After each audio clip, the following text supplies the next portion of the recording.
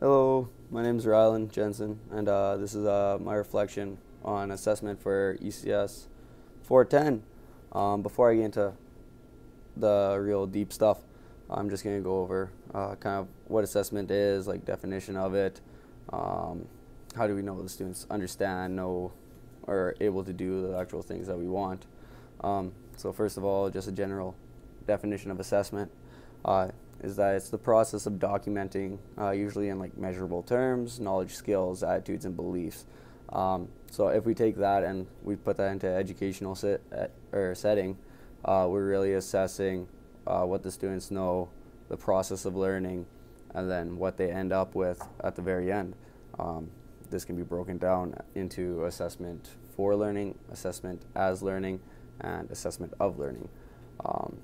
I can go into that a little bit deeper later on, but that's just the gist of it. So basically, how do we know what a student understands, knows, or is able to do? Well, that's where assessment comes into play. Most of the times, we'll be using formative assessments such as questions for deeper understanding, little worksheets here and there, just a bunch of little smaller assessments just to figure out where the students are at. And then work from there on to make sure that they actually get the big ideas. When it comes to assessing, though, you want to make sure that each of our assessments, they're not really coming out of nowhere. The students know what's happening, and they know what they're being assessed on. Basically, the assessments, they should all connect right back to the curriculum and indicators also. If they're not connected to the indicators or curriculum in any way, shape, or form, there's no point to it, and it's just dumb. So basically, overall, like assessments, they have to be valid. They gotta be measuring or what you actually want them to measure. They should be reliable. So again, like you don't want something that will be like can be like easily taken in as something that you don't want, or up to really the debate of whoever's writing. You want the assessment to be transparent, so no hidden agendas. Students need to know exactly what they're going on. Authentic. You want it also to be as relatable to the real life experiences that they can. If you're assessing them on just something that they're never going to do in life or has no relation to what they actually are going to be doing in their life, why would they do it? As I said before, like one of the things for formative assessment is questioning for deeper understanding, and so in our assessment we should have it to promote the deeper learning at the higher levels of Bloom's, Bloom's levels of understanding, cognitive understanding.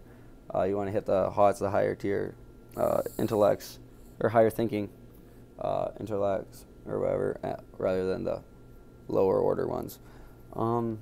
Basically, it should be fair and equitable.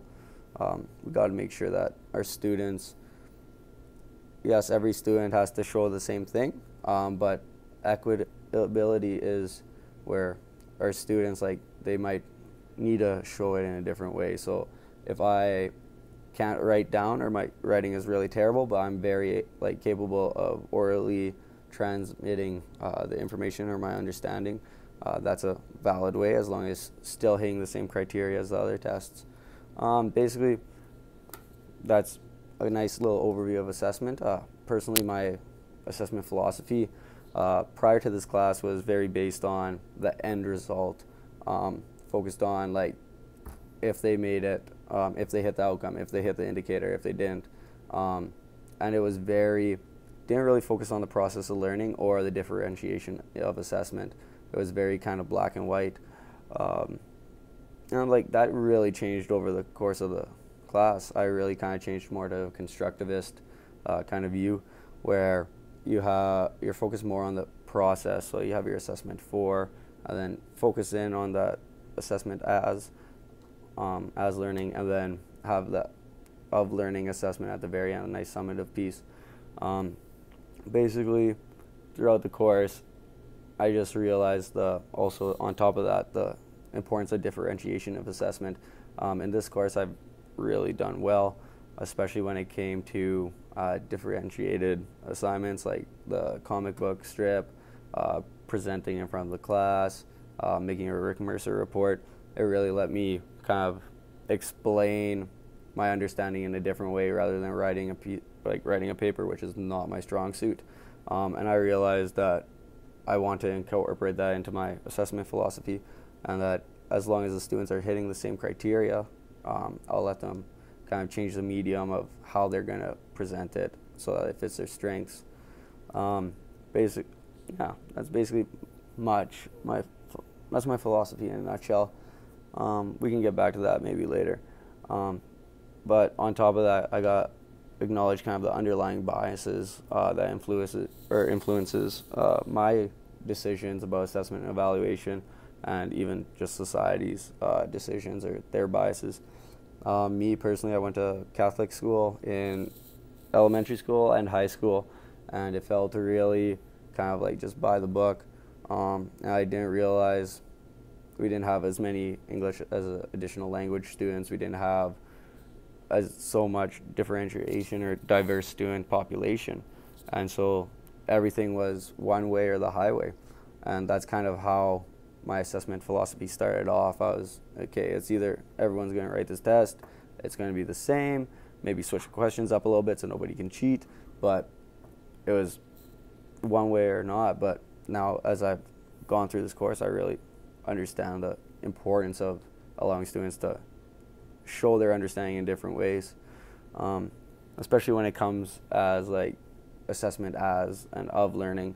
The assessment for learning is just kind of to find out where they're at so you can build off of that. My own experiences with assessment, haven't had that much so far. With my pre-internship, I made a test for a summative piece. Actually, I've done a lot of formative assessment. Summative assessment, not so much in the classroom. However, when it came to my job that I work, I've been a lifeguard swim instructor for the last 4 or 5 years, and so we're always assessing the students in our swimming courses or swimming lessons on what they need, where they're at, what they need to work on, the upper progressions for that, and whether or not they hit the criteria to move on to the next course. And so I kind of transfer that into my teaching, and just always assessing like you should be. It should be a continuous kind of cycle you go through. When it comes to just like the role of non-traditional forms of assessment, you got to make sure that it's still applicable, reliable, equitable, transparent.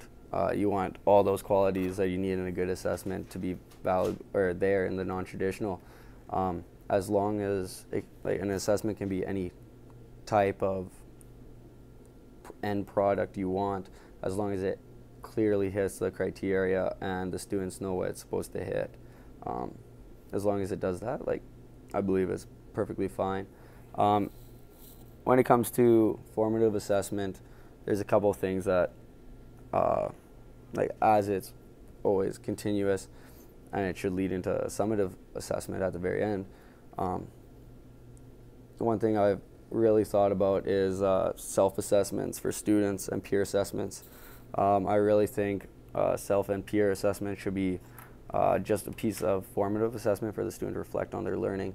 And then as a teacher, the educator, you would take that in, and then you could like give feedback to the students, be like, okay, why do you think that? Why do you think you had an 8 out of 10? And then I'm like, okay, well, I think you had a 7 out of 10, and then give them the background, give them feedback on that, and then kind of work out that, and then you can kind of go with a mark from there. Same with, especially in physical education, there's a lot of people giving like participation marks out there, which is, no, it's not connected to the curriculum at all. It's not seen in any of the indicators, which I have a real issue with. Same with fitness testing in physical education. Some people use it as a summative piece, or they say it's a formative piece to start off, but then they use it as a summative piece, marking the progress between the two. Really, students should be able to make their own plan and follow through with it, and it doesn't have to have fitness testing in any way, shape, or form there.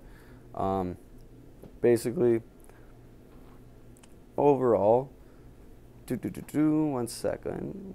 Overall, really, the assessment is a really complex kind of beast, and you don't want to kind of take it too lightly. Otherwise, you're going to be getting eaten up by parents and students. And you got to make sure you know what you're doing. Anyways, that's what I learned. Good night.